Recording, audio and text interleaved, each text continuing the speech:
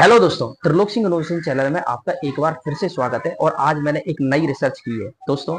वो नई रिसर्च है कि आज मैं सारी की सारी कंडक्टिविटी के बारे में बताऊंगा कि किसकी आजकल पेपर में एक ट्रेंड आ गया है कि एक्चुअलिटी में डाटा और फैक्चुअल क्वेश्चंस ज्यादा पूछे जाने लगे हैं। भाई कॉन्सेप्चुअली तो पूछता ही है, लेकिन फैक्चुअल डाटा भी आपसे पूछ लिया जाता है। तो वो फैक्चुअल डाटा मैंने एक्चुअलिटी में सारे के सारे पेपरों का डिस्कशन किया था।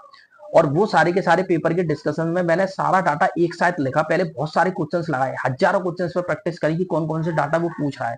फिर उनको मैंने रीअरेंज करके सेटल्ड में किया कि भाई किस क्वेश्चंस को उसने ज्यादा बार पूछा है। जो इंपॉर्टेंट मैंने निकाले हैं, जिससे बाहर पेपर में आपका कोई भी डाटा नहीं जाएगा, उसके लिए मैं आपको बताने जा रहा हूँ। ठीक है दोस्तों, आज मैं बताऊंगा कंडक्टिविटी के बारे में, और वो भी परसेंटेज फॉर्म में पूछता है कि भाई कि किसकी चालकता कितने परसेंट तक जा सकती है। मतलब कौन सबसे अच्छा कंडक्टर है, कौन सबसे खराब कंडक्टर है, इस आधार पे आप डिसाइड कर सकते हैं। तो आज मैं परसेंटेज वाइज बताऊंगा। सबसे पहले हम बात करते हैं चांदी की। चांदी भैया सबसे अच्छा कंडक्टर होता है, इसकी चालकता 105% होती है। कितनी होती है दोस्तों? 105%। उसके बाद आता है चांदी के बाद नंबर आता है तांबे का। तांबे को हिंदी में बोलते हैं कॉपर। कॉपर की जो चालकता होती है वो होती है 100%। कितनी होती है दोस्तों? 100%। चांदी की कितनी होती है? 105%।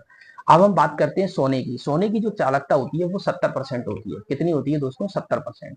उसके बाद बात करते हैं हम एल्यूमिनियम की। एल्यूमिनियम की केवल 60.6% होती है। कितनी होती है दोस्तों? 60.6%। ठीक है।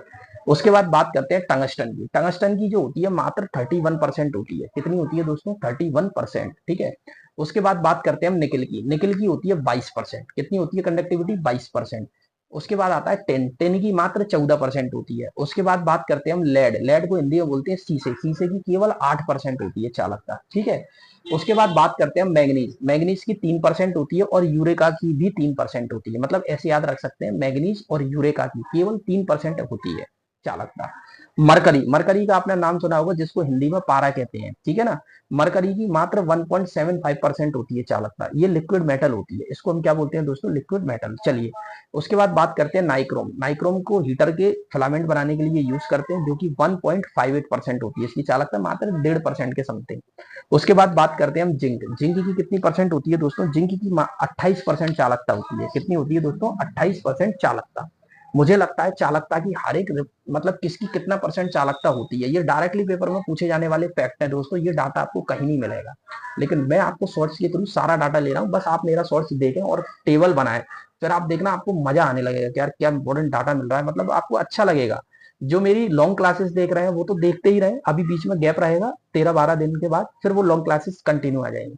लेकिन पीछे से ये शॉर्ट्स के थ्रू ये डाटा भी लिखते रहे, ये आपका पेपर में बिल्कुल बूस्टअप का काम करेगा। थैंक यू दोस्तों, आज के लिए इतना ही।